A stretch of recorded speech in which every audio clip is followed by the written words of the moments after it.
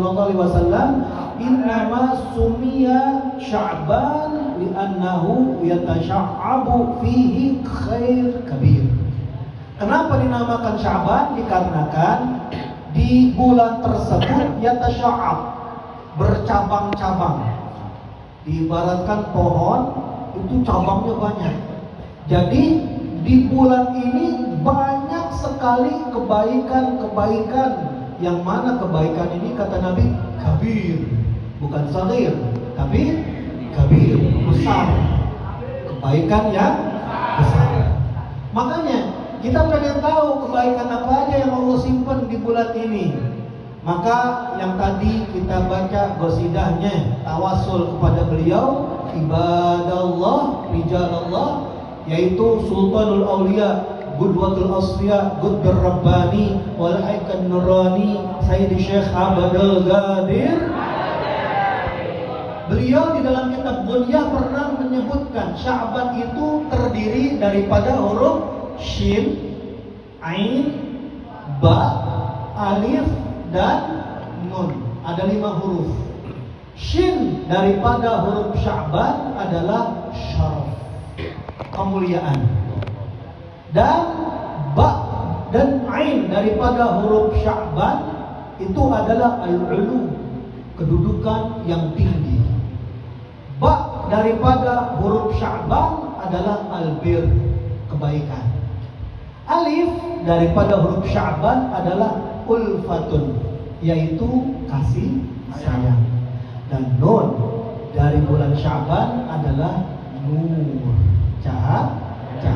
Jadi kalau pengen kemuliaan, pengen yaitu kedudukan yang tinggi, siapa yang pengen kebaikan, siapa yang pengen kasih sayang, siapa yang pengen cahaya, maka manfaatkan bulan Sya'ban dengan sebaik-baiknya. Kenapa? Dikarenakan bulan ini disebut bulan Nabi SAW karena pada tahun kedua Hijriyah turun firman Allah Subhanahu wa taala, "Innallaha wa malaikatahu yusholluna 'alan nabi ya ayyuhalladzina amanu shallu 'alaihi wa sallimu."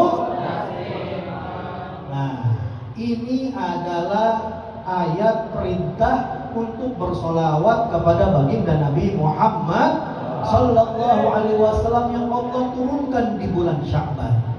Yang mana kalau sudah orang memegang solawat kepada Rasul Sallallahu Alaihi Wasallam, maka bukan yang namanya yatasha'ab khair, tapi yatasha'ab khair kabir. Bakalan yang mana orang tersebut mendapatkan kebaikan-kebaikan yang banyak kalau bisa bersolawat di bulannya. Di bulan diturunkan firman Allah Subhanahu wa taala. Maka apalagi kita nih pada malam hari ini malam Jumat. Jadi luar biasa. Bulannya bulan mulia, malamnya harinya yaitu malam hari yang mulia. Kenapa? Karena ini langsung dari Nabi Shallallahu Alaihi Wasallam, beliau bersabda, "Aksiru salata alayya." Perbanyaklah oleh kalian bersolawat kepadaku, kata Rasulullah. Kapan? Fi lailatul gharra wal yaumil azhar. Di hari yang bercahaya, di malam yang penuh dengan cahaya berkilauan, yaitu apa? Malam Jumat dan hari Jumat. Berarti luar biasa ini. Ayatnya udah perintahin kita solawat, nabinya yang kita solawatin memerintahkan solawat kepada kita, khususnya di malam Jumat dan di hari Jumat. Kenapa? Karena ada malaikat yang ditugaskan oleh Allah Subhanahu wa taala untuk menyampaikan solawat dan salamnya umat Nabi Shallallahu Alaihi Wasallam kepada Rasulullah Shallallahu Alaihi Wasallam, khusus di malam Jumat atau di hari Jumat.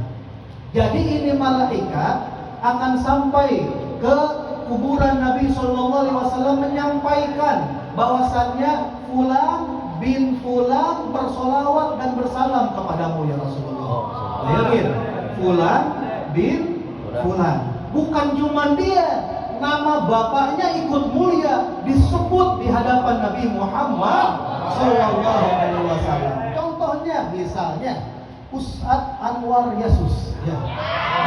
Ini dijuluki oleh Ustadz Uwas, bukan Ustadz Abdul Somad, bukan, tapi Ustadz Anwar Sumadi. Jadi Anwar bin Sumadi. Jadi tadi disebutin nih, kalau Ustadz Anwar datang ke Gubah Umina Syarifah Fatmah baca Maulid di Bah, itu di hadapan Rasul Shallallahu Alaihi Wasallam itu nyampain bahwasannya Uwas ya Rasulullah, Ustadz Anwar bin Somadi menyampaikan sholawat dan salam kepadamu. Wah, luar biasa. Jadi ini malam yang mulia, bulan yang mulia. Ditambah lagi malam Jumat ini bukan malam horor, bukan malam terbanyak kuntilanak, setan dan lain sebagainya. Gak ada. Ini bulan ampunan, bulan maghfirah.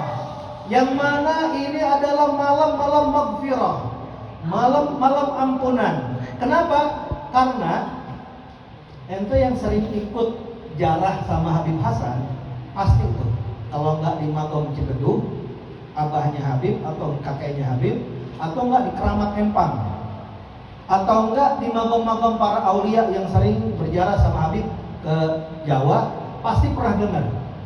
Habib tuh kalau udah doa terakhir nutup biasanya baca apa? Ada yang tahu?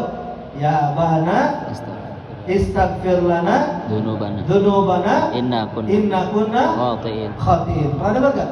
Pasti sering. Ya Abana, wahai ayah kami, Istaghfir lana, mintakan ampun untuk kami. Istaghfir lana dzunubana, dosa-dosa kami, inna kunna khatiin. Sesungguhnya kita ini orang-orang yang bersalah. Ini adalah sebenarnya ini ucapan putra-putranya Nabiullah Ya'qub. Jadi Nabiullah Ya'qub kalau kata orang barat sebutnya Nabi Jacob. Nabi Ya'qub ini ayahnya yaitu Nabi Ishaq. Kalau orang barat sebutnya Isaac.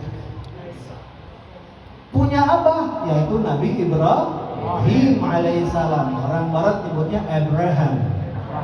Jadi ini Nabiullah Ya'qub ini pernah memiliki putra-putra yang mana mereka ini bersekongkol untuk mencelakakan salah satu putranya yang bernama Nabiullah Yusuf. Kalau orang barat sebutnya Joseph. Jadi ini Nabiullah Yusuf pernah diceburin ke dalam sumur sama kakak-kakaknya, sama saudara-saudaranya. Ngomongnya kepada Nabi Yakub dimakan serigala. Jadi bohong dari semenjak Nabi Yusuf dibuang ke sumur, kemudian diselamatkan sama malaikat Jibril, diambil, akhirnya dijual jadi budak di Mesir, sampai akhirnya dipiara oleh salah satu gubernur Mesir, sampai akhirnya beliau dituduh, difitnah, masuk ke dalam penjara, sampai akhirnya dari penjara 7 tahun beliau akhirnya diangkat menjadi seorang daripada yaitu bendahara negeri Mesir, jadi raja. Nah, ketika sudah jadi pemimpin, datang saudara-saudaranya kepada Nabi Yusuf, ketahuan di situ bahwasanya Nabi Yusuf masih hidup. Ketika tahu salah, mereka ngomong kepada ayahandanya, qalu ya abana istaghfir lana dzunubana inna kunna khatiin. Ini di surat Yusuf diceritakan. Jadi Habib Hasan ngambil daripada ayat tersebut. Kita minta kepada ayah kita minta kepada kakek kita agar mintain ampun kepada Allah Subhanahu wa taala. Sesungguhnya kita ini orang-orang berdosa. Anakmu, cucumu ini banyak salahnya. Mintain ampun kepada Allah Subhanahu wa taala mengikuti ucapannya anak-anak Nabi Yakub kepada Nabi Yakub. Nah, lucunya setelah itu ayat lanjutannya berbunyi qala saufa astaghfiru lakum rabbi innahu huwal ghafurur rahim. Itu Nabi Allah Yakub ketika dimintakan untuk memintakan ampun untuk anak-anaknya dijawab qala saufa astaghfiru lakum rabbi. Aku akan memohonkan ampunan bagi kalian kepada Tuhanku. Kok ngomongnya saufa? Nanti. Kenapa enggak langsung aja? Apa susahnya seorang nabi, seorang rasul minta sama Allah, ya Allah, maafin anak-anak anak sudah berbohong kepada saya, bersalah ya Allah. Apa pakai saufa? Nanti saufa astaghfirullakum rabbi innahu huwal ghafurur rahim. Ternyata para ahli tafsir meneliti yang mana ini adalah riwayat Ikrimah dari sahabat Abdullah bin Abbas radhiyallahu anhuma, bahwasannya ketika ngomong saufa astaghfirullakum rabbi, Nabi Yakub waktu itu ketika dimintakan ampun kebetulan bukan hari Kamis, hari lain. Jadi ngapain? Nunggu dulu Kamis. Emang Kamis ada apa? Ada Lailatul Jum'ah. Jadi itu permintaan, permohonan kepada Allah Subhanahu wa taala untuk ampunan dosa anak-anaknya adanya di malam Jumat. Makanya semenjak itu berkata Imam Wahab, beliau berkata bahwasanya kana yastaghfiru lahum kullal lailatul jum'ah fi naf'i 20 sana. Bapaknya Nabi Yakub mintain ampun kepada Allah Subhanahu wa taala untuk anak-anaknya yang telah berbohong bersalah kepada dia sebanyak berapa? 20 tahun lebih setiap malam Jumat mintain ampun untuk anak-anak. Tuh zaman dulu. Kalau kita zaman sekarang enak. Kenapa enaknya? Ada baginda Nabi Muhammad sallallahu alaihi wasallam yang dibilang di dalam Al-Qur'an, walau annahum idzalamu anfusahum ja'uka. Cukup ja'uka, datang kepadamu. Jadi di sini di Al-Quran dibilang ja'uka, bukan waktu Nabi sallallahu alaihi wasallam masih hidup. Pokoknya ja'uka, datang kepada Nabi, mau masih hidup, mau udah meninggal, ja'uka, datang kepada Nabi. Maka insya Allah apa? Allah akan mengampuni dosa-dosa orang yang datang kepada Rasulullah, beristighfar kepada Allah, dan Rasulullah istighfarin untuk orang tersebut. Kenapa bisa seperti itu? Karena magam pusara Nabi SAW itu bukan tempat biasa, tempat yang mana luar biasa, tempat yang dibilang oleh Sayyid Muhammad bin Alwi al-Maliki al-Hasani di dalam kitab Khasaisul Ummah Muhammadiyah, bahwasannya Sayyidina Ka'ab pernah meriwayatkan hadis, ma min fajrin yatlu'u illa wa yanzilu 70 alfan minal malaikah. Tidak pernah waktu fajar terbit kecuali turun 70 malaikat Allah Subhanahu wa taala. 70.000 malaikat Allah turun ke tempat pusara Nabi sallallahu alaihi wasallam. Sampai kapan? Hatta yahuffu bi qabri yadribuna bi ajnatihim wa yusalluna ala Nabi Muhammad sallallahu alaihi wasallam. Mereka mengelilingi magam pusara Nabi sallallahu alaihi wasallam, lalu mengepak-ngepakkan sayapnya dan mereka bersolawat 70.000 malaikat untuk Nabi sallallahu alaihi wasallam. Hatta idza amsam, maka nanti kalau sudah masuk waktu petang, araju, mereka para malaikat naik. Wa habata 70 alfan, kemudian turun 70.000 malaikat yang lain. Hatta yahufu bil qabr yadribuna bi ajnatihim wa yusalluna 'ala nabi 70 alfan bil lail wa 70 alfan bin nahar. Jadi ada sip-sipnya, 70.000 dari waktu subuh sampai petang, dari petang sampai subuh 70.000. Ini para malaikat kumpul di magam Nabi Muhammad sallallahu alaihi wasallam. Makanya kalau ada orang bersolawat, bersalam, berziarah ke makam Nabi sallallahu alaihi wasallam, luar biasa. Luar biasa, disaksikan oleh Rasulullah, disaksikan para malaikat Allah, dilihat oleh Allah Subhanahu wa taala. Makanya ada cerita Al-Imam Asma'i, ini ceritanya lucu. Lucunya kenapa? Lucunya begitu polosnya seorang Arabi, seorang Badui datang ke kuburan Nabi sallallahu alaihi wasallam. Diceritakan waqafal Arabiyan mudabala qabrin Nabi sallallahu alaihi wasallam fi rawdah syarifah. Pernah suatu hari datang orang Badui berdiri berhadapan di kuburan pusara Nabi sallallahu alaihi wasallam. Dia berkata begini. Ini orang nih polosnya dia, bahasanya cakep banget, tapi luar biasa, mengena. Allahumma hadza habibuk. Wahai Allah, ini di hadapan saya kekasihmu Rasulullah sallallahu alaihi wasallam. Wa ana abduk, saya ini hambamu, umat Nabi. Wa syaitan aduwwuk, dan setan itu musuhmu. Ini ngomong begini, ya Allah, ini kuburan kekasihmu, ana hambamu. Setan yang gangguin saya itu adalah musuhmu. Fa in ghafartali, seandainya engkau berkenan mengampuni dosa-dosa saya ya Allah, surah habibuk, kekasihmu Nabi SAW bakal bahagia, kekasihmu bakal bahagia katanya. Wa faza abduk, dan hambamu dia akan beruntung dapat ampunanmu ya Allah.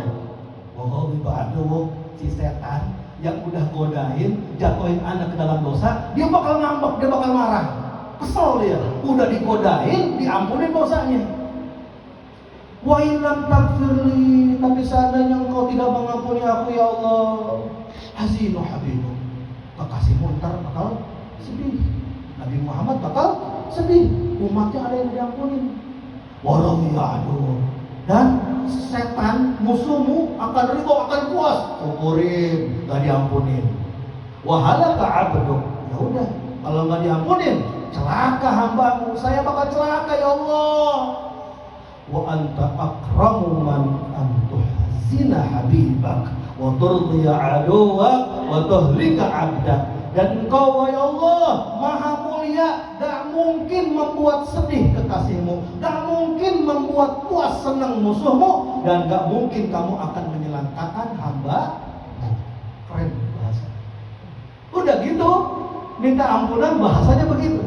Ditulisin lagi sama dia dengan ucapan apa?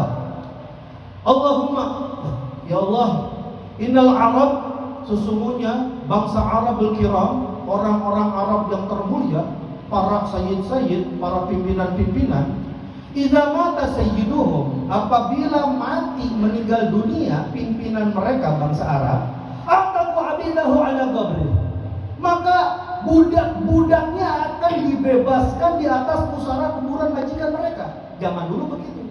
Kalau yang punya budak 100, itu orang Arab meninggal, maka 100-100-nya dibebasin budaknya. Maka ini orang ngomong gini, wa inna hadza sayyidul alamin. Ini nih bukan lagi sayyid kita, bukan pimpinan kita aja, tapi sayyidul alamin, pimpinan seluruh alam semesta, pimpinan manusia, jin, malaikat, dan seluruhnya. Dan wahabibuk, ini bukan sembarang sayyid, tapi kekasihmu ya Allah. Fa'atikni ala gabrih, maka bebaskan aku ya Allah dari siksa api neraka di atas pusaran kaki kanjeng Nabi Muhammad sallallahu alaihi wasallam. Tiba-tiba ini orang ketika udah beres ngomong begitu, dia pergi, dia berangkat, tiba-tiba dengar suara hatif. Hatif itu adalah suara tapi nggak ada orangnya, wallah alam, apa malaikat atau siapa kita nggak tahu. Dia ngomong begini, idhab innallaha qad ghafara lak, udah kau sekarang pergi, berangkat, sesungguhnya Allah subhanahu wa ta'ala telah mengampunimu, wa ataqaka, dan telah membebaskanmu daripada siksa api neraka, haramatan li habibi, dikarenakan penghormatan Allah kepada kekasihnya baginda Nabi Muhammad sallallahu alaihi wasallam. Maka kita udah lepas daripada bulan Rajab, kita masuk di bulan Sya'ban, bulan Nabi sallallahu alaihi wasallam. Kita sudah bersolawat di pusaran daripada ibunda Syarifah Baba Fatmah binti Hasan bin Muhsin bin Imam Kutub Abdullah bin Muhsin Atas. Walaupun kita nggak di maqam Nabi, tapi di hadapan kita ada cucu baginda Nabi Muhammad SAW. Darah dagingnya mengalir di dalamnya. Kita bertawasul dengan berkahnya bulan Rajab yang lewat. Kita masuk di bulan Sya'ban dan kita telah bersolawat kepada Nabi Muhammad SAW. Semoga dosa-dosa kita, dosa-dosa orang tua kita, dosa-dosa anak istri kita, kerabat kita, tetangga kita, sahabat kita, wabil khusus guru kita Al-Habib Hasan bin Ja'far As-Segaf, semuanya diampuni oleh Allah Subhanahu wa ta'ala. yang sudah meninggal dunia, semoga amal ibadahnya diterima oleh Allah, dijadikan kuburnya raudhah min riyadil jannah, dan semoga hajat, maksud cita-cita kita yang hadir ke tempat ini Allah Subhanahu wa taala kabulkan semua. Allah Subhanahu wa taala kabulkan hajat, maksud, cita-cita kita semua, berkahnya baginda Nabi Muhammad sallallahu alaihi wasallam. Tutup doa oleh Ustaz Nur.